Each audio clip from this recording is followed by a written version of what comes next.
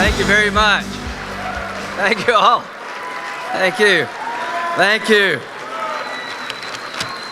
Thank you so much. I don't know. Thank you. Thank you. Thank you. I love you too. Thank you. Thank you all very much. I don't know if applause fatigue is covered by Obamacare, but after today, let's put this in perspective. Within about 2.5 hours, the President and the Vice President of the United States have spoken to you. That says a lot about you.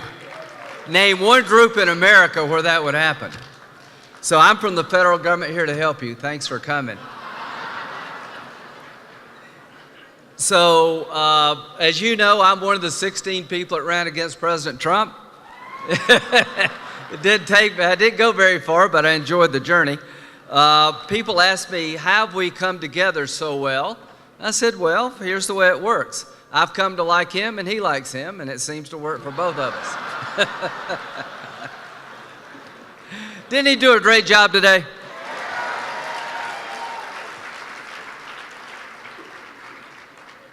To those of you who have had this journey with the RJC since the beginning, there were 4 people in the beginning, George Klein tells me, and I won't mention any names, but look how far you've come.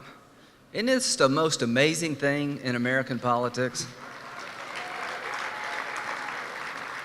And people ask me, how has the RJC grown so much? I want to thank the Democratic Party for all the help you've been. Without you, there would be no us. So we've clapped about all the accomplishments, but let's just kind of absorb it all for a little bit.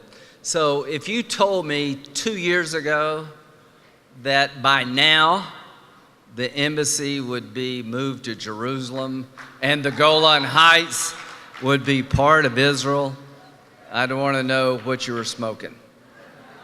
How did all this happen? Trump just does what he says he'll do. What can I tell you? What can I tell you? And to all the people who've got a problem with the capital of Israel being Jerusalem, take it up with God. He did it, not me.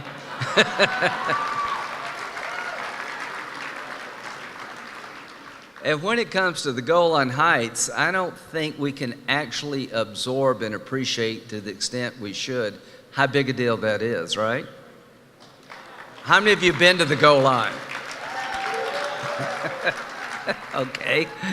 That doesn't happen a lot back home when I ask that question. So, seeing is believing, right? So this was a historic moment to recognize the Golan as part of Israel. They never have to worry again about that border being broken. At the end of the day, President Trump has done more for Israel, as we've all said in the last 2 years, than people have in generations. Now, this election coming up is going to be a lot of fun, don't you think? Yeah. So when you think about all the things we've done, he's done with Republican and mostly Republican help, unfortunately, he's going to have a good story to tell. Remember when he said in 2016, what do you have to lose? Most people said not much, right? Well, if he repeats that statement, what do you have to lose in 2020? A lot. Your paycheck's going to get smaller, the government's going to get bigger, the military is going to get weaker, and the bad guys are going to get stronger. You got a hell of a lot to lose. So we remember that in a couple of years from now, right? So, judges. When it comes to judges, this is the Republican Jewish coalition.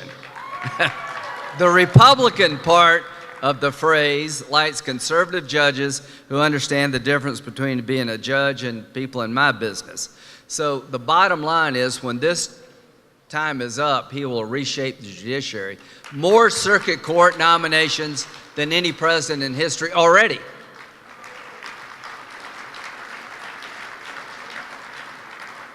What I like most about the president, he's tough. A lot of people would have pulled the plug on Kavanaugh. He did not.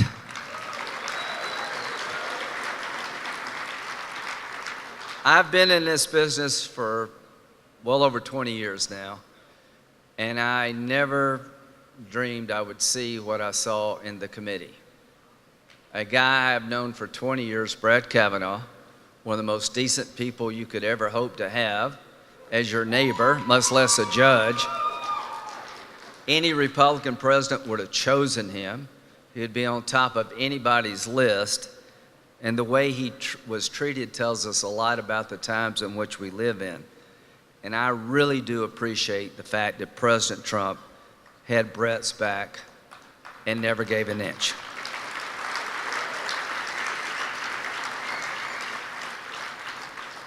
So I'm going to talk about the next big thing. You ready for the next big thing? So we've done the embassy thing. We've done the Golan thing. So we're fighting the BDS thing. But here's the next big thing. And I'm working on it as we speak. What if the United States told anybody and everybody in the world that wanted to destroy Israel that an attack against Israel would be considered an attack against the United States?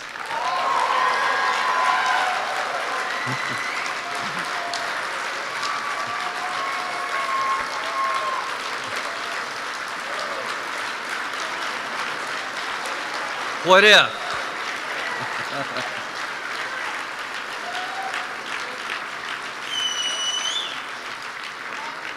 What if you were the Ayatollah, which clearly none of you are going to be good candidates for that job, and one of your henchmen came in and said, "Hey, Ayatollah, Trump just said that if our rockets are sent to destroy Israel, even though they came from Lebanon, they're coming after us here in Tehran."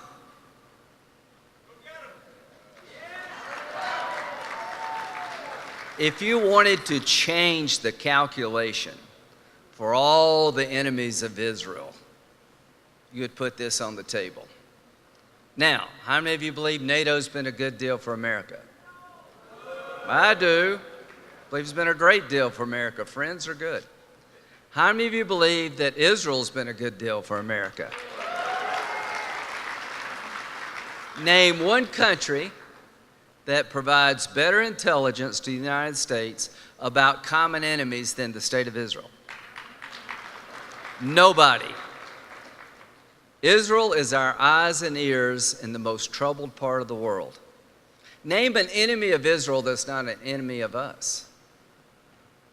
The one democracy in the entire region. We have every reason in the world as Americans to want Israel to survive, be secure, and prosperous because it's in our national security interest.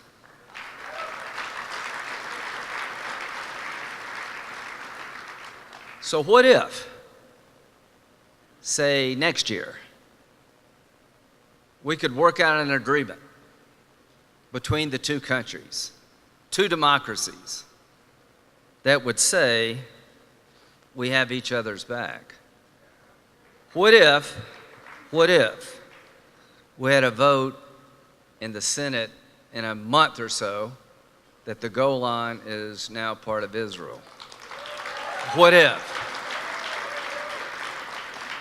What if all the Democratic candidates for president voted against that idea? That would be sad, and I hope they don't. So, ladies and gentlemen, we've done a lot in a short period of time, but here's the next big thing. It's time for the United States to let the world know that this relationship between the United States and Israel is important to us. And if it's your goal to destroy the one and only Jewish state, you have to come through us to get them.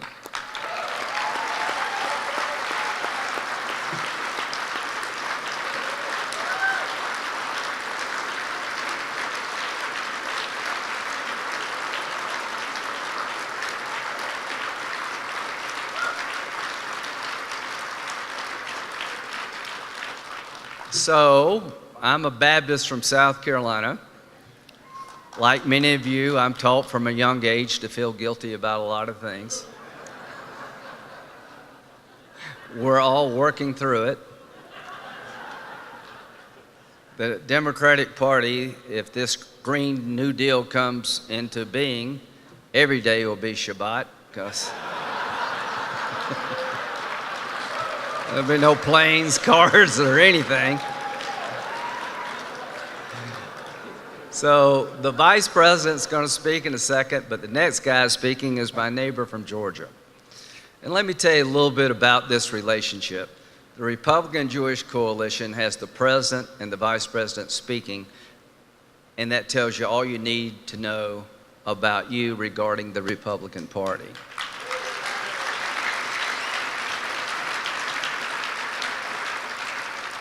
But your next three speakers are not of the Jewish faith. We come from red states, and we have one thing in common. From the time we were small,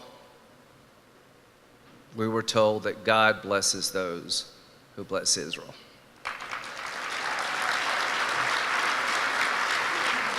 The foundation of the U.S.-Israel relationship is not just the American Jewish community. It is Christians all over this nation who believe that God has ordained and chosen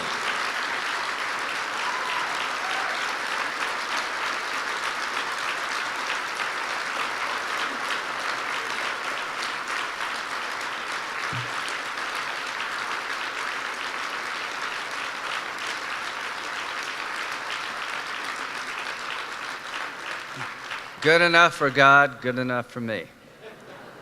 Ladies and gentlemen, David Perdue is new to the Senate, but I can tell you one thing about David Perdue, who's going to introduce the vice president. He's in a fight for his political life. He's as solid as the day is long when it comes to economic conservatism, social conservatism, and when it comes to standing by our friends in Israel. David Perdue gets it. I ask one thing of you, give him a warm welcome, but help him get reelected. God bless you all.